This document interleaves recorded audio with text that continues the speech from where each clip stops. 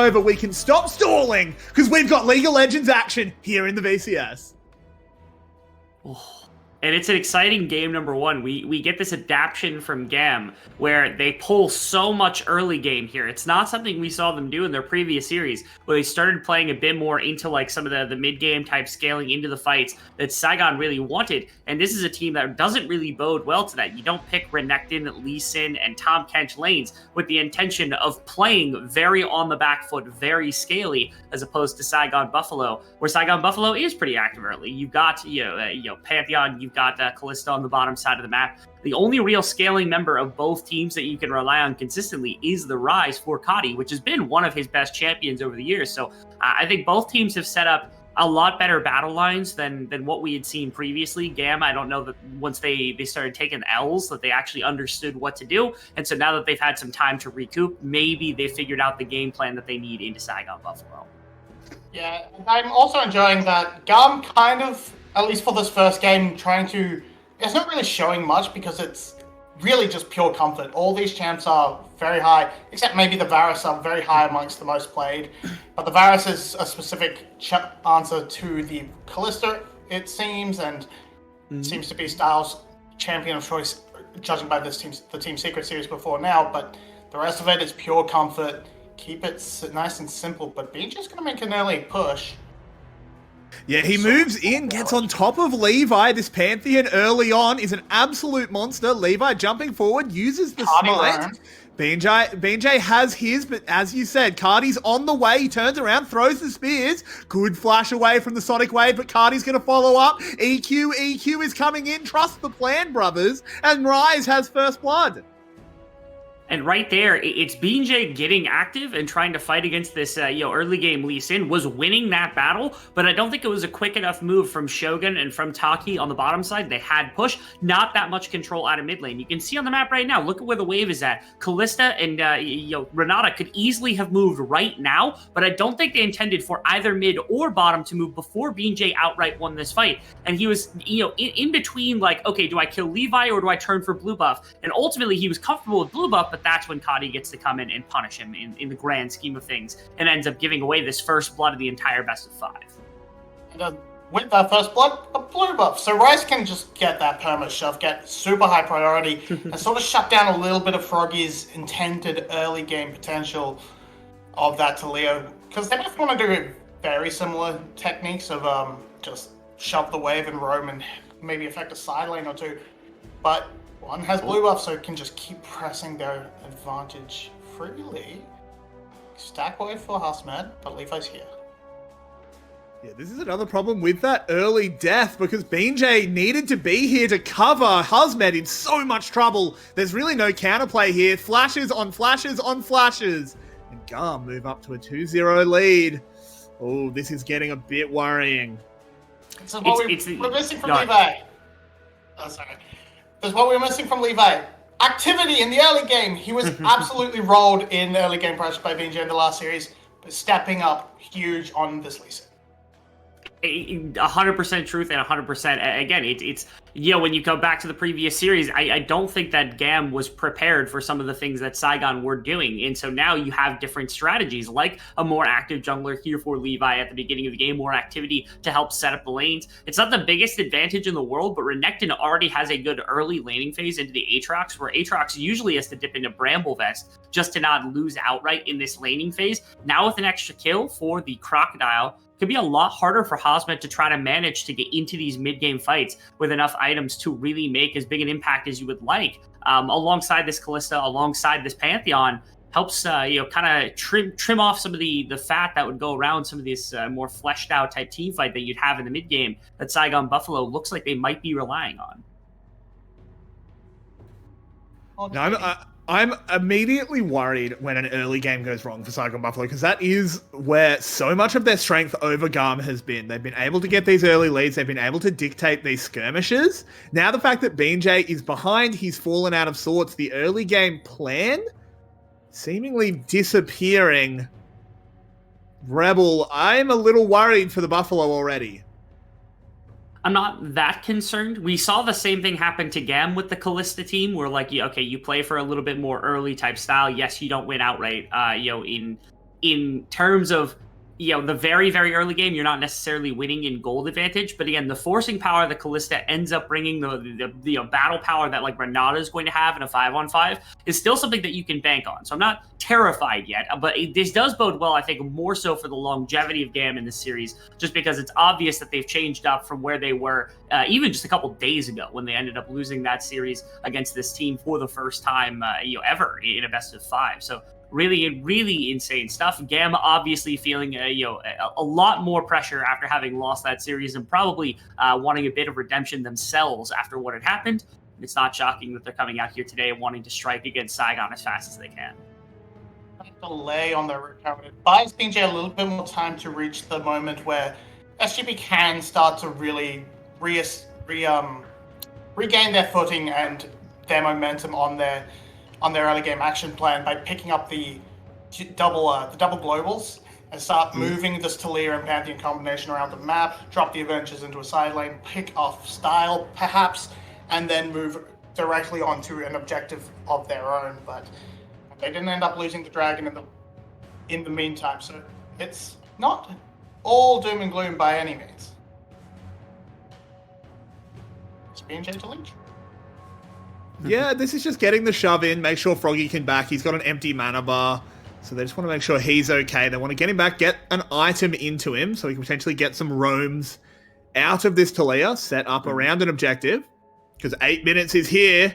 This is the VCS, so you know Herald time is activated. I'm excited for it. I'm excited for, like, early game gold advantage is something to track for both these teams, because obviously I made a point of it to say, yeah, these two teams are both a lot more kind of early leaning than what you would normally see out of two team fighter type teams, where you've seen big 5-on-5s from the two of these earlier on in the week. Dragon is the other really big thing, especially with the importance of the change from a couple patches ago. Those dragons can make a massive world of difference when it comes to forcing fights, just because of how hard it is to get them in the early game. It takes a lot longer and a lot more to try to set up around them. So anybody who can sneak one away usually ends up having a lot better benefit, just because it allows you to stall for time. But the bigger thing is, of course, is that, like, again, it's so hard to take that if you trade it freely for not enough gold advantage, ends up going really against the Rift Herald Taker's favors. Here we are. Here comes the man drop. GAM are very stacked up. The wall not doing a huge amount except transferring Froggy over. It looks like it might have been a steal on the eye. Kiaya goes in, immediately dies. This is so good now for SGB. Can they continue it? Big kick comes out of Levi to try and turn things around. A bailout goes off. This is turning back. It's back. It's fourth. It's SGB coming out with 2 kills. No one with a Herald. And it's a huge team fight around this Rift Herald that is forced by Saigon that looked not great to start off with. But the fact that they steal away the Rift Herald, the fact that they get multiple kills, and the massive bailout to trade this off to make sure it is a 2-for-1 and all things considered, as well as burning every summoner except for Kiaya's flash in that fight, is nuts. How does Saigon do this with Hosbed on a health bar? Yeah, also quite low, but you just see the E from the Pantheon plus the bailout later on just buys a lot of time. They can't aggress onto BJ here, and just huge knockbacks. Kiaya can't get anything done, and it's really only this kick that makes it even seem even close to turn around for GAM. It's so nice from Levi, but again, that bailout cutting his paycheck, his impact. But in the end, no one gets the Rift Herald, so it's a very small advantage. And with GAM picking up this dragon, it kind of balances out. Completely agree. GAM just getting the reset timing there. Able to sneak away a dragon before SGB can say much about it, so they will move up to that first stack, the cloud buff. Not the most impactful, of course, but still a nice one to have. Looking down the table, things are very even, bar the bot lane, but I don't think we're too surprised to see a Callista a little bit ahead.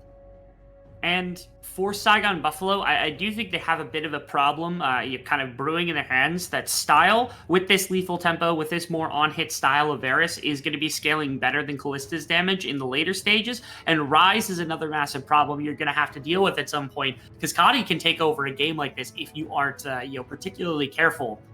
So, to me, this is where they do have to start leveraging Shogun being a strong Callista, using some of those strong team fighting tools more effectively to force around what would be second Dragon, second Rift Herald, those type areas, so that you don't just fall behind and engage. Shogun is playing with fire and doesn't even know it right now. He's got a gas burner and doesn't realize it's on.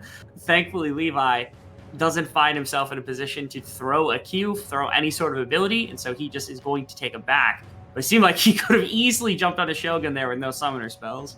It feels like Shogun kind of knew, but he did step up a bit too far and put himself in real danger. Oh, hang on, Kiaya.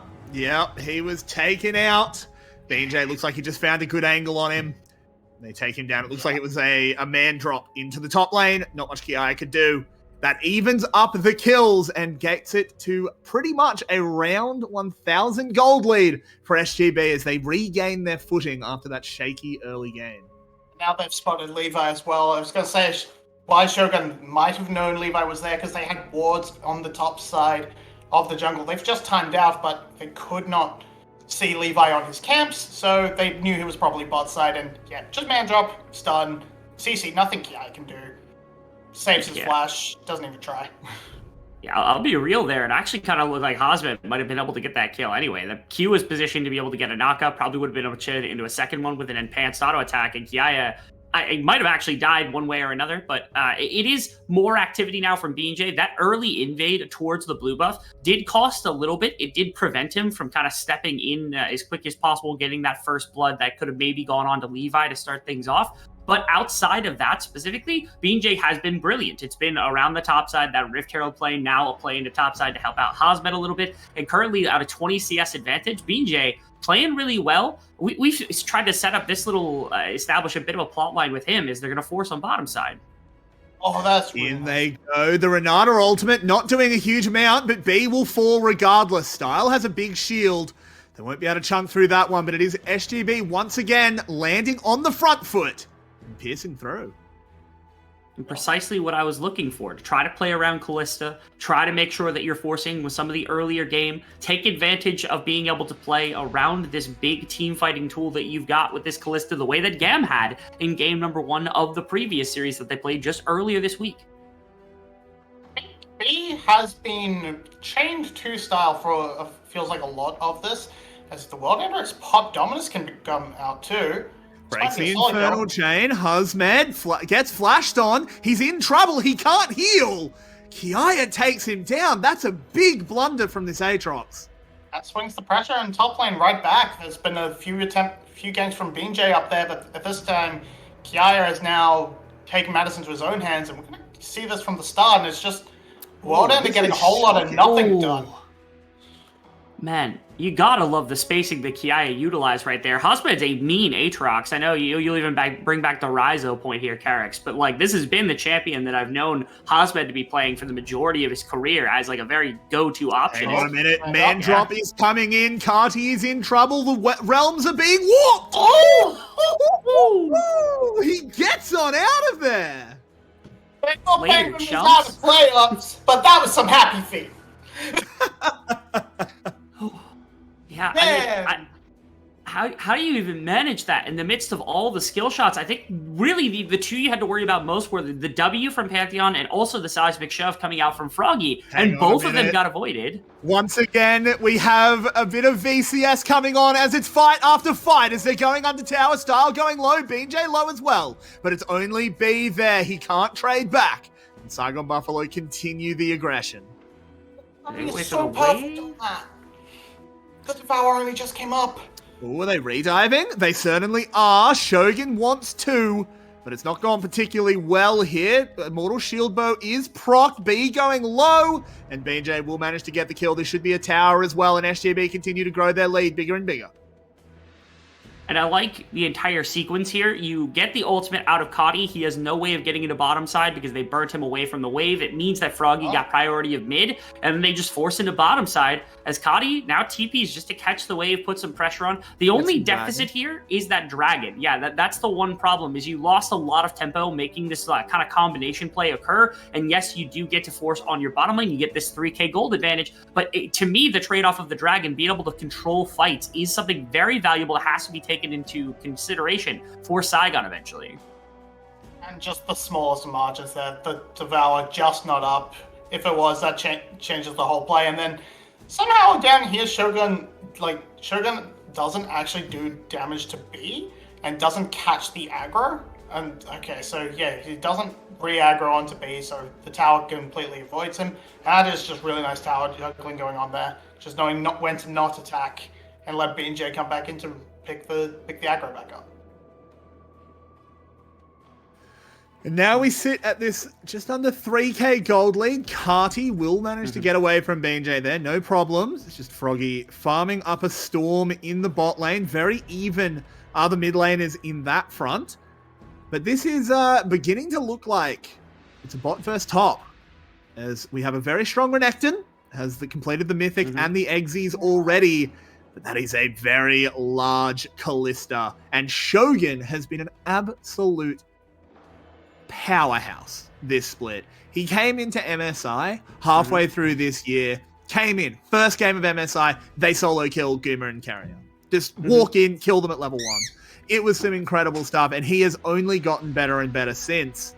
Rebel, I've got to ask you, what do you think of this kid? Because he's going to Worlds. Yeah, it's a matter of when he first came in. Oh, actually, I'm not going to get a chance to talk. Okay. Oh, never mind. Froggy's doing this. Well, doesn't matter anyway. Thank you, Froggy. But yeah, so when he first came in and there was a competition between him and Arietti, like it was a really big competition and they split time for a very good reason, even back into last year. And it's not shocking eventually that Shogun won. I think all of us recognize the talent, but we didn't think him to be a primary carry the way that he's been this split until now. Is another fight cooking. They're going to try and stop this Herald charge as SGB is engaging. A stopwatch will keep Carty safe for now. The shield is up for BJ. Can he get out? He has to. Bailed out, but he won't be able to be revived. So they stop the charge, but give up a shutdown. It's a huge shutdown for Carty. It does stop the charge, and that is overall pretty much worth it. I think you don't want that mid lane tower going down. The pressure is worth so much more than the gold. The ability for B to get in and actually set up good vision to help reduce the impact of BJ's ultimates, which have been absolutely nutty so far. But yeah, it starts with a nice handshake, and then the wave arrives just in time to keep Shelly sitting there looking silly. And BJ goes a little deep, and it's a lot of nice damage from Carty, but so much. Also style. So, yeah, that execute arrow as well, of course. Everything about that situation felt great from GAM. And to me, there was also a Levi kick in there somewhere that displaced BJ, putting him away from the rest of his team. That really was kind of the linchpin, combined with Levi had to position poorly to get into a place where he could punish BJ, which was great, and then was able to sneak out with the assistance of the rest of his team away from Shogun, because Shogun nearly ran him down as well. But the safeguard was able to get him out of a good position. It's GAM playing very controlled at the moment around some of the very narrow margins. Both these teams have been able to find a lot of these narrow margins today. We always talk about the VCS getting better over time, and a lot of times plays like that in the past would likely have ended up in a lot more kills because both teams would have gone a lot more aggressively to make them happen. But here, you can play on a lot, kind of a neater, more detailed type edge to work with. And you can see what that's doing. It's making our teams a lot more refined and a lot more kind of progressive when it comes to how talented they truly are. It is what gives us so much hope for these teams at Worlds. Under the tower, GAM is going as Huzmed has no counterplay. Lovely stuff there from the mid-jungle of GAM.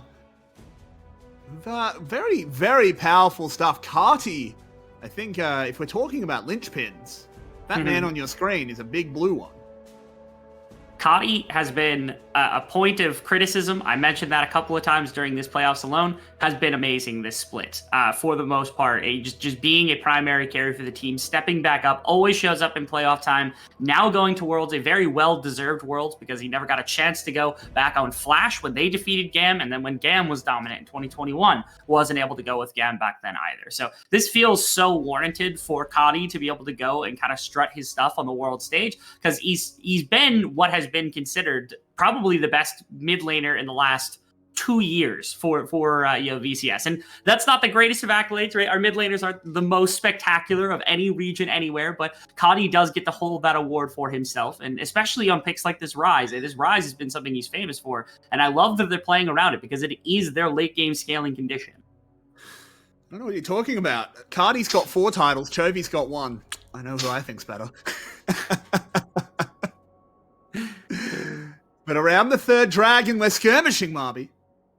We are skirmishing, and it's full setup for SGB, which is lovely. Going to be great, but here's the realm warp. Oh! They want this one. They want to move up Shogun. to Soul Point, but they're split off. Shogun is being dove on top of. Can they finish him off? There's a bailout. Can he get reset? No! That's a huge kill for GAM. They trade it back onto 1, but BJ now goes down. Husband with no chance. And it's a realm warp from Carty to change this game. This has to be Saigon Buffalo going, there's no way they're putting all 5 people on that realm warp, right? There's no way they would be that crazy into a Talia, into an Aatrox, into a Renata to put all 5 people in one place. And the crazy bastards did it. They went right to the Dragon Pit and they win the fight. And now they're going to go to Baron and probably take control of this game. They're not going to. Death timers are a little bit too short, and BJ, of course, can join that instantly. So they're just going to end up taking the fight, take the dragon. That's more than enough. And right here, everyone except Style makes it in. He wanted to join, but in the end, this worked out way better because he could come in right here at the end and start pushing out damage they didn't expect. Flank onto Harsmed, basically holding him up with those chains. And yeah... He wanted to join the party, but they left without him. Macaulay Culkin over there in the bot lane for GAM.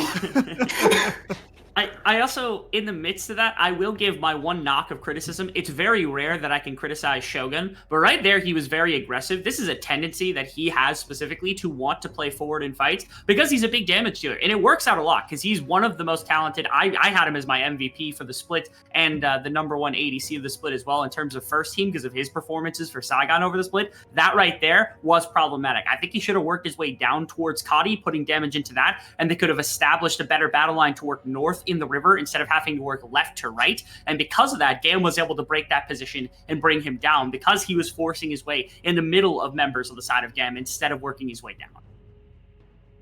But now we're left with GAM sitting at Soul Point. They have an extremely strong Rise, an extremely strong Varus as well. BJ zoned out on the side, covered by the Renata, should be okay. But GAM, they're only 400 gold ahead, but it really feels like the deck is stacked in their favor. Now with 3 dragons available, I see that's absolutely the case. This wall, Froggy's walls have not been great today. They've just been a little lackluster the majority of the time. Hasn't used any to really make an aggressive play to anywhere that he needs to be. And it does suck. I don't think it's necessary that every Talia wall has to be amazing, but it feels like none of them have been used in a progressive way.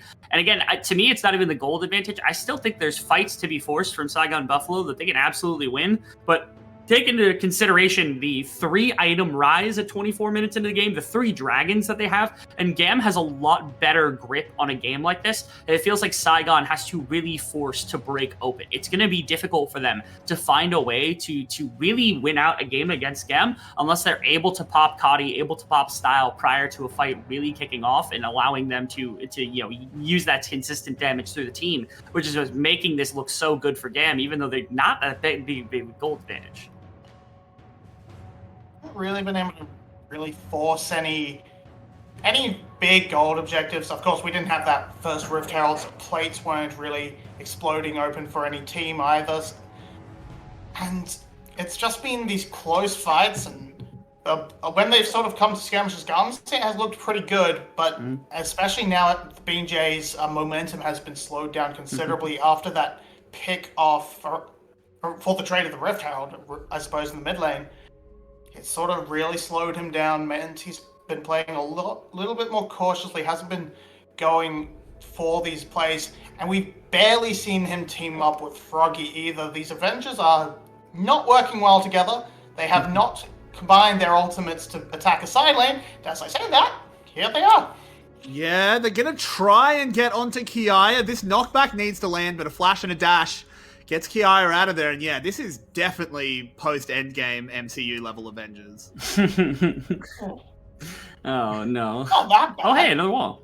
Yeah, another wall comes out. It might buy some time on the tower. Style doesn't seem to care as he just cleanses off the CC. Taki nearly dies. Hasti gets Fates called out of there. And BJ's on the run as well. SGB just looks like they're all bark and no bite. A lot blown for 46 seconds. Hang on a minute. There might be a bit of a bite, but no. The spells miss. Kiaya dominuses and gets out. Right there. Oh, go ahead. But it is Kiaya Flash, Kiaya Dominance blown just before Dragon Kick as well from Levi. It's traded off a little bit. No Fate's Call, no Man Drop for sure, but they still have the ones they really want. They still have the World Ender. They still have that hostile takeover. So SGB still in a good position to fight here, and Kiaya's going to be late. He doesn't have a teleport. BJ does manage to get a spear onto Carty's crown. That could be really important. Oh. But look at this. Crouching Tiger, Hidden Crocodile. In he goes. They're immediately on top of Froggy. He can't do much in this fight. They're trying to buy him space, so the Talia does manage to get out. And with GAM a little bit fractured, can SGB find a way in? Here's the roll-walk delivering Carty into the back line. He'll get down, but it's a trade of mid laners at the moment. B gobbled up. B gobbling up. Levi? I should say. Get him out of there. Levi coming in from the backside. Taking out Taki, but Shogun still hopping left, right. Good night as GAM are wiped off the rift. SGB come back. Shogun with a quadra. Oh, he's been the difference maker for so many reasons, but this is the big one. It doesn't matter where they're at in the game. Doesn't matter what the gold advantage is. Shogun has given this team the ability to win any team fight, and that's why this guy's my MVP. No matter what anyone else says, no matter what the voting says, that is the reason right there. He's the most electrifying team fighter in this region, which is crazy to say because we fight all the time, but you can watch him bounce around in this fight. Everybody's playing around a number of different angles, but Shogun's the only one your eyes should be on. Let's see here. Kiaya starts it off, but all in all, as mentioned before, they cannot commit to this play. The hostile takeover by so much space.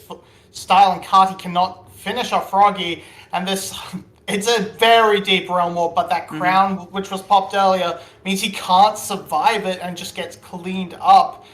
Then it's kind of just some really nice work from Hasmed to keep everybody baited in alongside Taki. That handshake as well, missed that, but that brought Style to his death, and from there it's just one-sided. Shogun actually flashed, so he got the conjure kill ahead of Hasmed. I'm just so let's hope that doesn't bite him in the future. I can respect the wanted aggression. The biggest thing is Shogun picked up like 3 shutdowns and now has probably 3-4 completed items. So Shogun is their primary damage. I think he just straight bought a GA. Mm-hmm.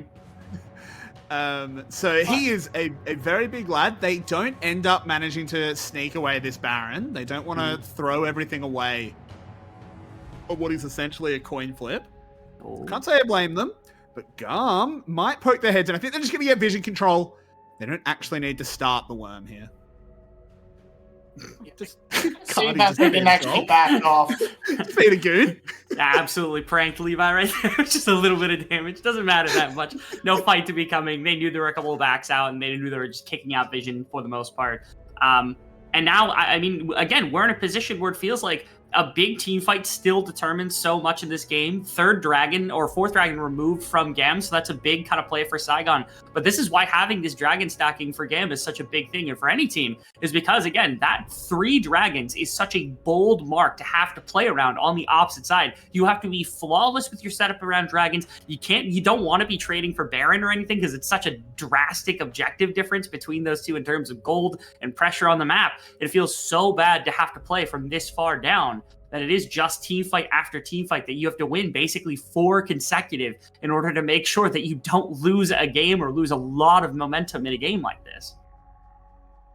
And quite pushing like that. And SPGB, they know that the only real thing on the map is the Baron, but they're not pushing their lanes too far. They don't want to give Levi that angle to wrap around, kick away Froggy or Shogun and get that pick that opens up that Baron opportunity for GAM. And so GAM has decent control on the top side. It's not perfect. There are still deep wards behind the Baron pit on the side of SGB. So if they started off, a flank from half speed is always available. Oh no. Renata being threatening, running at incredibly high speeds.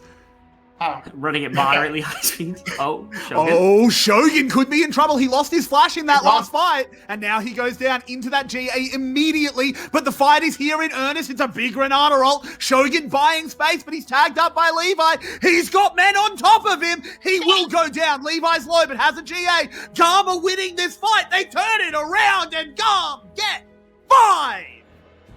I'm so baffled about the fact that Shogun was that far up and was able to get punished that easily, and he lived for so long. I thought they had killed Levi too. I thought when BJ jumped in, they almost brought him down. They didn't even get his Guardian Angel. That's probably just game, yeah. Yeah, 20 seconds on Shogun, that's it. There's no chance anyone can clear this out. So much damage threat. That's it. That's game 1 to GAM. It is GAM will draw first blood in our series. They get revenge and show that no one beats GAM 3 times in a row as they move to 1-0. Shogun absolutely kicking himself for a potentially wasted flash earlier in the game. But you can see how damn close it is. This series is gonna